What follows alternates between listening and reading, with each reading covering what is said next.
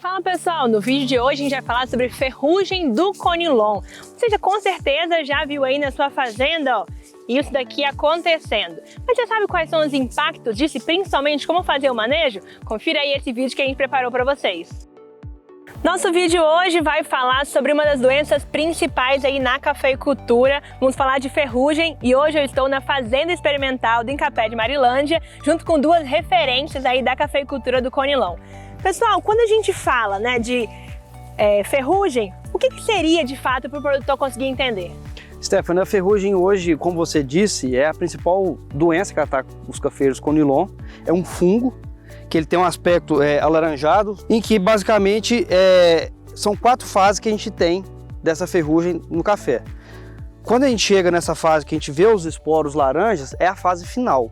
Que é quando o produtor acha que atacou a ferrugem e ele precisa agora controlar, mas na verdade tem que olhar antes, né? Tem que olhar bem antes, E alguns outros fatores também que são importantes. Um deles, né, Paulinho, é a questão da genética, que tem materiais que são resistentes e tem outros que são suscetíveis. Como aqui nós estamos na fazenda, no BAG, que é o Banco Ativo Hemoplazma, nós temos mais de 4.000 clones, né? Então uns são mais susceptíveis e outros mais tolerantes. Então assim, é muito expressivo com aqueles materiais que realmente apresentam, né, Felipe? Como estão vendo aqui, que esse material é suscetível, né? Isso, como o LB1, por exemplo, o pessoal gosta bastante, planta bastante. Isso. Mas aí, Felipe, então você falou que são 4 aí fases, né? Como é que seria isso para o produtor que está em casa conseguir entender melhor? Boa pergunta, Stephanie. Basicamente, como é que é o ciclo da ferrugem? Então, essa fase final, que é o esporo, que ela vai geralmente começar da parte de baixo do café, né? Esse aqui já é o ciclo final. Esse esporo ele é disseminado via água, via vento, em que ele vai encontrar uma outra folha ou outra planta. Esse esporo ele vai germinar, ele vai penetrar via estômago na folha e lá ele vai começar ali, já vamos falar assim, se alimentar da planta. Vamos falar, é um parasita. Vai se alimentando da planta, tirando todos os fotoassimilados da folha. E a fase final é quando realmente ele esporula, que aí é quando o produtor acha que está tendo ferrugem só quando esporula. Mas não. Ela começa muito antes e já começa os prejuízos muito antes. Claro que a dor maior do produtor é quando realmente ele começa a ver a desfolha, que é um dos principais sintomas da ferrugem. E aí, falando de sintomas, Paulinho, o que você podia falar? Então, a gente sempre alerta o seguinte, por que segurar a folha no pé de café? Então, o segurar a folha no pé de café é garantir a produção. O que acontece? Em média, uma folha dessa aqui corresponde a 5 frutos de café na planta. Então, se a gente sabe que isso aqui é uma máquina de fazer fruto, nós temos que nos preservar aqui a folha para que permaneça com os frutos e que o produtor, né, Felipe, tenha uma boa produção na sua lavoura. E aí a gente agora está vivendo um período de muita chuva, né? Exatamente. A gente já vem aí alguns meses com muita chuva. E qual é o impacto disso para o produtor? Isso, qual é o cenário que a gente está vivendo? A gente sofreu bastante em todo o norte do Espírito Santo, como no sul também. Na Bahia também, chuvas muito fortes. Porque eu falo o seguinte, o que a ferrugem gosta? Para ser bem simples, ela gosta de umidade, ela gosta de temperatura amena e sombreamento. Foi o que a gente teve, muita chuva que causou umidade, né? Isso faz com que a ferrugem tenha um ciclo, que é aquele ciclo que eu te falei, de esporo até ela atacar e realmente esporular novamente. Esse ciclo ele pode ser tanto maior quanto menor. Quanto menor o ciclo, que pode ser de 15 dias, mais gerações ela faz num período de tempo. Em um mês ela faz mais gerações. Quanto maior é o ciclo, mais tempo demora. Com as condições climáticas ideais que a gente teve aqui em novembro, dezembro, a gente está tendo em janeiro, o ciclo encurtou, ela está conseguindo fazer mais gerações, ou seja, o desafio para o produtor manejar a ferrugem vai ser maior. E aí que a gente precisa ficar atento, né? Porque a gente sempre controlou, né, ferrugem, né, Paulinho? O produtor já sabe controlar a ferrugem, mas agora tá mudando a ferrugem também. Porque nós temos que antecipar esse problema, né? Nós temos que fazer o preventivo. Então, assim, sabendo o histórico da lavoura, né, Felipe? Quando que ela vai produzir, porque quanto mais a produção também, né, Felipe? Mais desencadeia a ferrugem na planta. Porque aí vem nutrição, vem uma série de fatores, né, Felipe? Que garante que essa planta aqui, ela fique mais fortalecida, tá?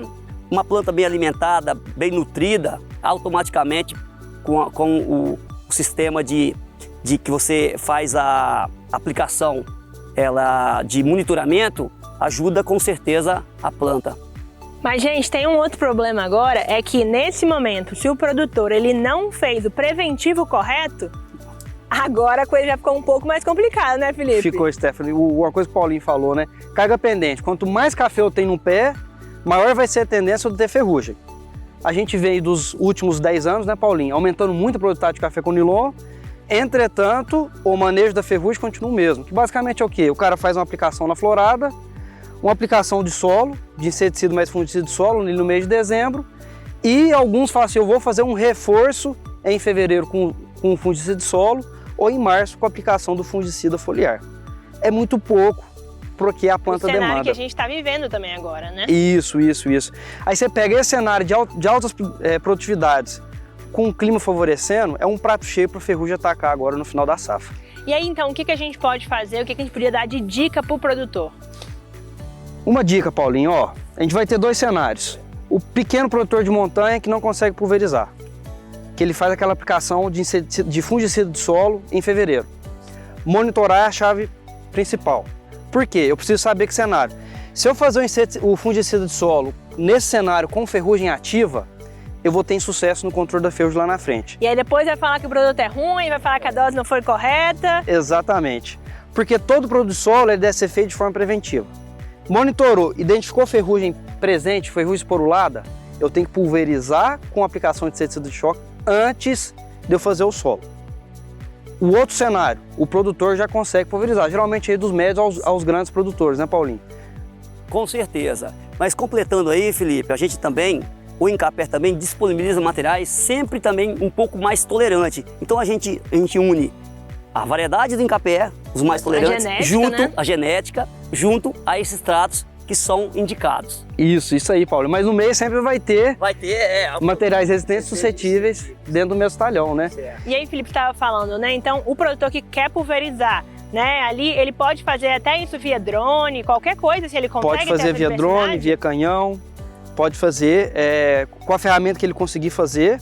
Mas o que é importante, geralmente ele vai fazer essa aplicação em março, porque eu fiz minha aplicação do inseticida mais fungicida de solo em dezembro, eu estou tranquilo. Não está tranquilo. Nesse cenário, não. Nesse cenário, não. Então, o que é importante? Novamente, monitorar, identificar. Fazer um reforço agora, em janeiro, fevereiro, caso ele identifique a ferrugem. Para aí sim, ele fazer a aplicação final, que é a aplicação de março, porque a ferrugem ataca quando, Paulinho?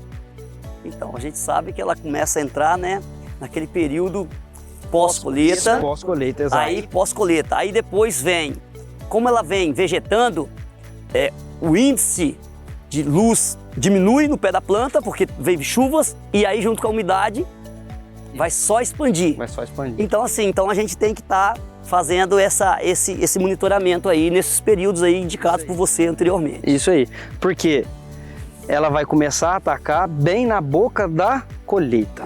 E aí o produtor não vai ter tempo para poder olhar isso, porque né? ele está colhendo, tem o período de carência dos produtos e o que o Paulinho falou no começo, uma folha para 5 grãos.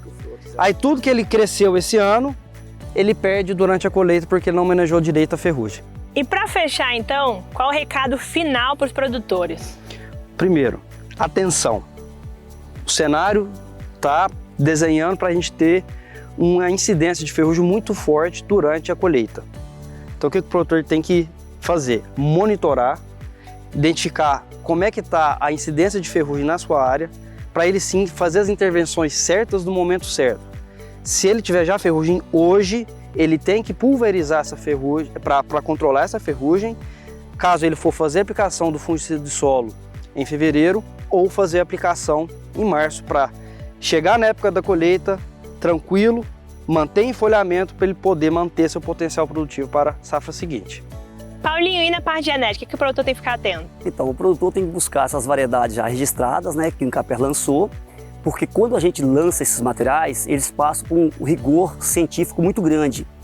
E o Incapé está presente em todos os municípios. Então, outro passo é buscar conhecimento, buscar consultorias para que ele tome a decisão certa, na hora certa. Porque hoje a cafeicultura tem um custo, né? Então, tem o horário e tem o momento certo de fazer. Então, a gente recomenda o seguinte: eu não estou sabendo fazer, busca orientação, porque nós temos belíssimos profissionais em todo o estado do Espírito Santo. Queria agradecer vocês dois, muito obrigada aí por nos ajudar a levar informação de qualidade para produtores rurais. E a gente vai estar aqui embaixo nos comentários, se quiser mandar aí suas dúvidas, né? Questão de dosagem, qualquer outra dúvida que tenha sobre os produtos ou qualquer outra coisa, manda pra gente que a gente responde aqui nos comentários, viu?